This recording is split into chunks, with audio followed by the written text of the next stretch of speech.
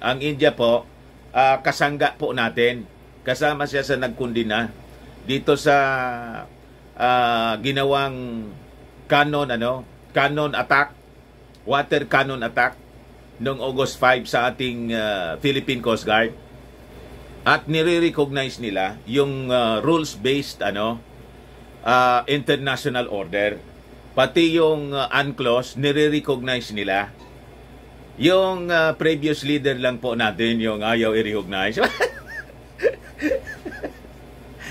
Yun ang masakla po, mga kababayan.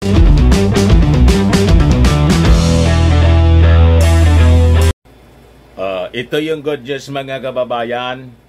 Yung India, malapit nang i-deliver sa atin po yung mga missile system. Yung mga binili nating mga missiles, BrahMos missile system po. Para po sa modernization at pagpalakas ng ating defense. Ito po yung balita. From the Daily Tribune, mga kababayan, sabi rito, India's missile delivery on track. So, pasalamat na lang po tayo. We have a strong leader, yung ating Pangulong BBM. Kaya taranta po yung China. So, malapit na po tayo na magkaroon ng credible defense posture. Para po di tayo binobuli ng mga Chinese dito. Pero Mr. Maravillas, na-penetrate na pala tayo. Sabi sabi mga kababayan ni Philippine Ambassador to the US, Babe Romualdez.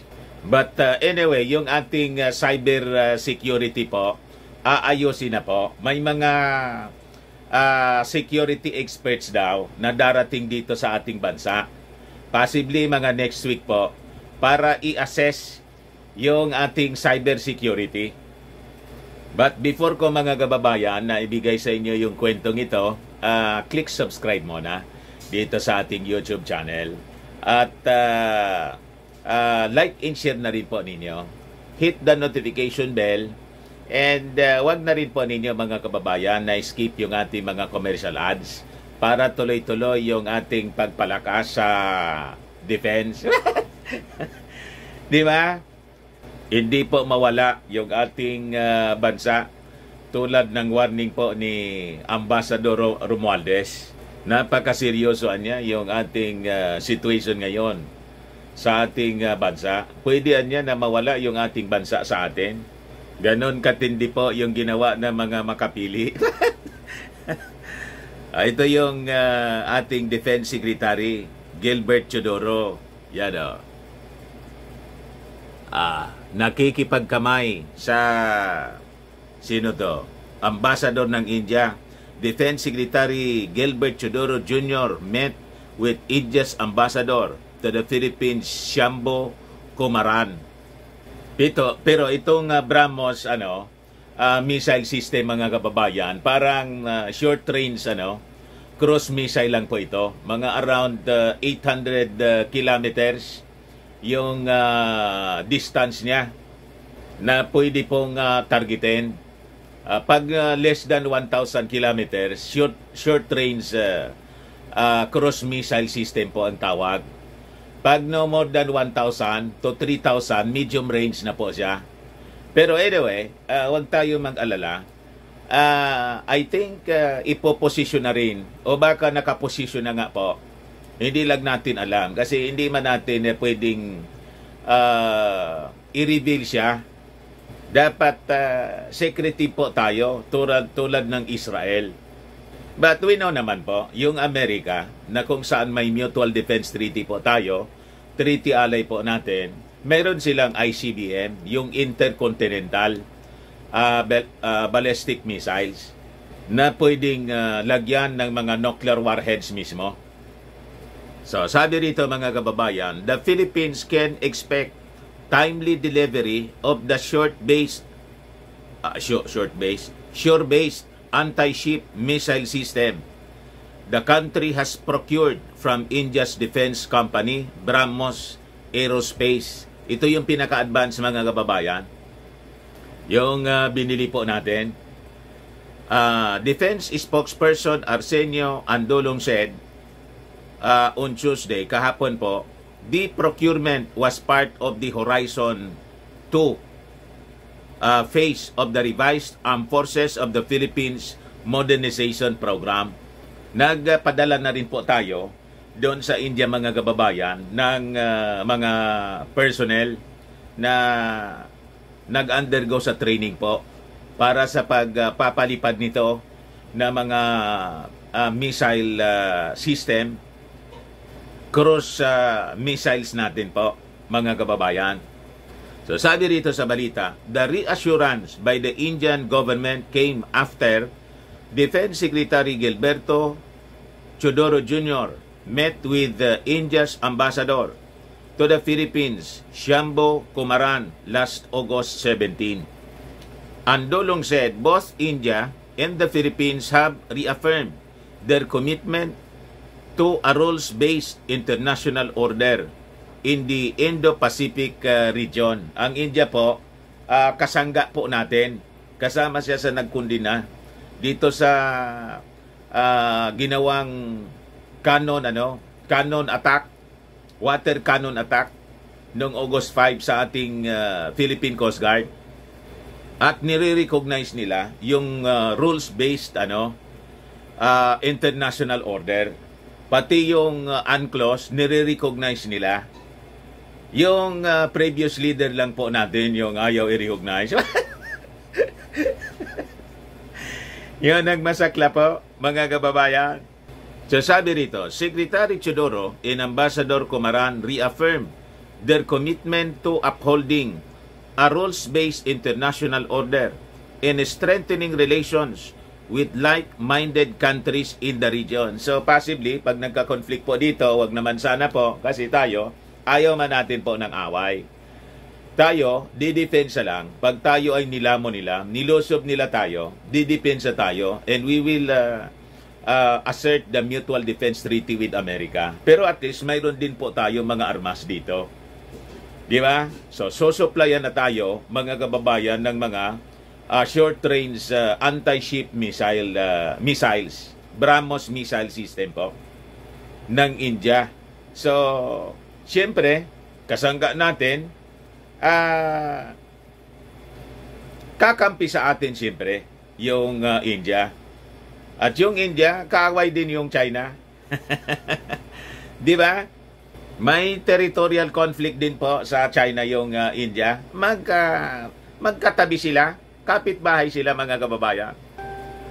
So according to Andolong, Kumaran conveyed India support for support for ASEAN centrality in all ASEAN platforms, particularly the ASEAN Defense Ministers Meeting and ADMM Plus.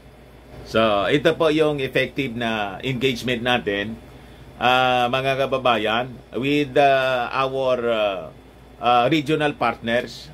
Multilateral po yung approach ng ating Pangulong Bongbong Marcos. Ayaw natin ng bilateral kasi po,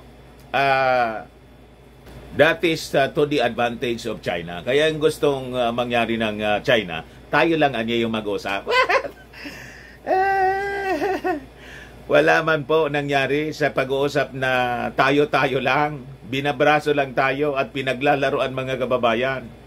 Kaya sabi ni US Ambassador, ni Philippine Ambassador to the US, Babe Romualdez, magipag-usap pa rin niya tayo. Pero dapat, on the standpoint of strength, dapat malakas yung posisyon natin para irespetuan niya tayo ng mga Chinese. Ganun po. Ito po yung pictures ng mga missiles, mga kababayan, na i-deliver sa atin. Matindihan niya, Mr. Maravillas. Matindi talaga po. Ganyan po yung magiging mga armas natin in the coming days. Malapit nang i-deliver sa atin ng India. So other than that mga kababayan, mayroon din tayo galing sa Amerika, yung tinatawag na HIMARS. Ito po. Bumibili din tayo mga kababayan nito sa Amerika. So in the coming days mga kababayan, makikita natin ganito na yung ipaparada ng ating Philippine Army. Dito po sa atin, mga BrahMos cruise missiles po. So sabi rito, Philippine personnel completes BrahMos anti-ship missile system training. 21 Philippine Navy personnel completed the operator training of the BrahMos shore-based anti-ship missile system in India. So may mga pinadala na rin po doon na mga personnel natin. They were awarded their interim missile badges and pins by no less than the Indian Navy Chief of Naval Staff, Admiral Radhakrishnan Harikumar, in a valedictory ceremony for the operator training of the shore-based anti-ship missile system. So yung training mga kababayan, sinagawa noong January 23 pa to February 11, 2023. So nauna na po mga kababayan sila na nag-training para pag-deliver po dito. So ready na po sila na i-man ito pong ating BrahMos missile system. So sabi po ni Admiral Kumar during the valedictory remarks, the induction of the BrahMos missile into the Philippine Marine Corps will strengthen your maritime capability and will also contribute to our collective maritime security within the region. I sincerely hope that you always cherish the bonds of friendship you had during your stay here. So ito po yung 21 Navy personnel. Para alam po ninyo mga kababayan na nagre-ready po talaga tayo sa anumang mga eventualities, lalo't alam na ninyo yung nangyayari dito sa atin. Sabi nga po ni Ambassador Romualdez, mas actually peligroso itong issue dito po sa South China Sea kaysa sa issue sa Taiwan.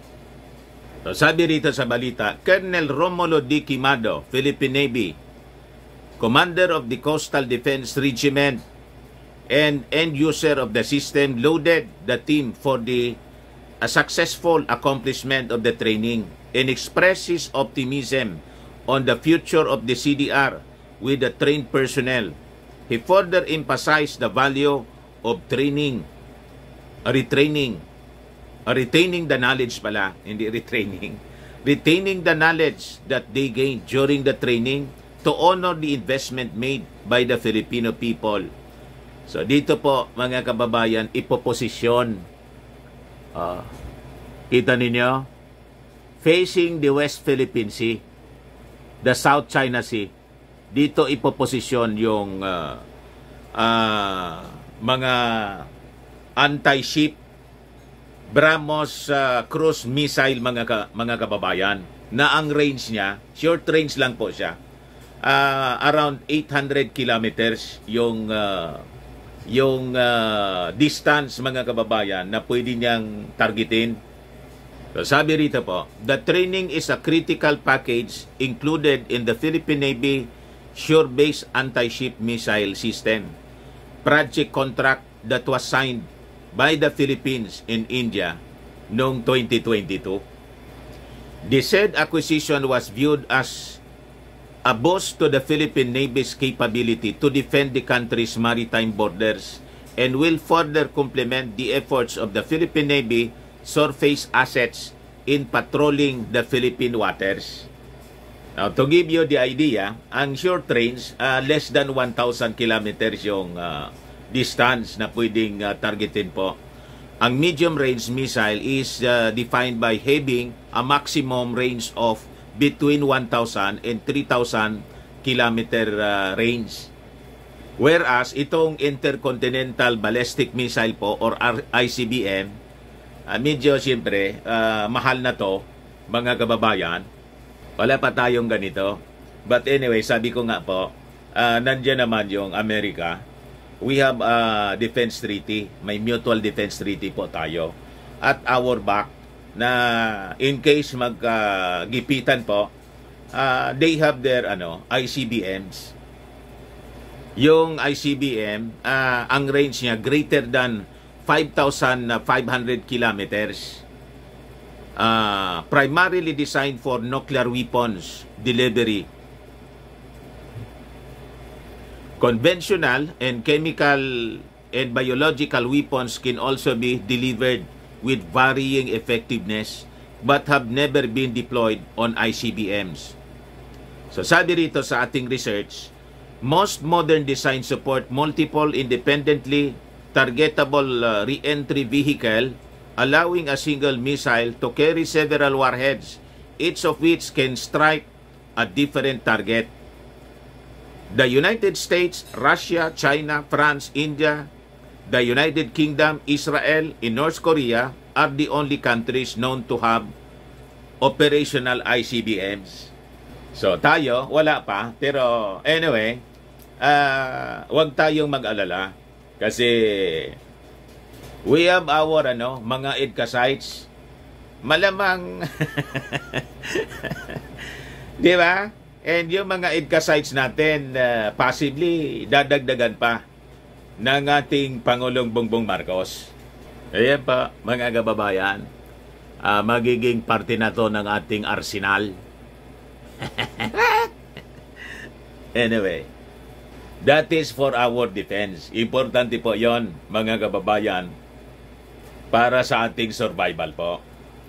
Hindi man po tayo yung susugod. Kundi pag tayo ay sinugod, mayroon po tayo na pwedeng magamit for our defense. Yun man lang po mga kababayan, baka lang gusto ninyo itong itry. Firmax Firming and Lifting Cream, pinapahid po sa mga pulses in affected area. Mainam po sa paninigas ng mga kaso-kasuan. Ito naman po, Automax Radiant Serum. Sa mukha naman yung application. Anti-aging siya. You will look 10 years younger than your age. Sa mga cancer patients naman po, baka lang gusto ninyo itong itry.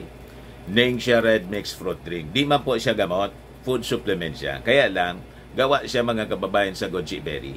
Yung goji berry, may anti-cancer properties. Yung mga inquiries po ninyo, dumiretso na lang kayo sa aming messenger sa Facebook para masagot namin agad. Ayos! Ako po si Dante Maravillas. Bye-bye po. God bless.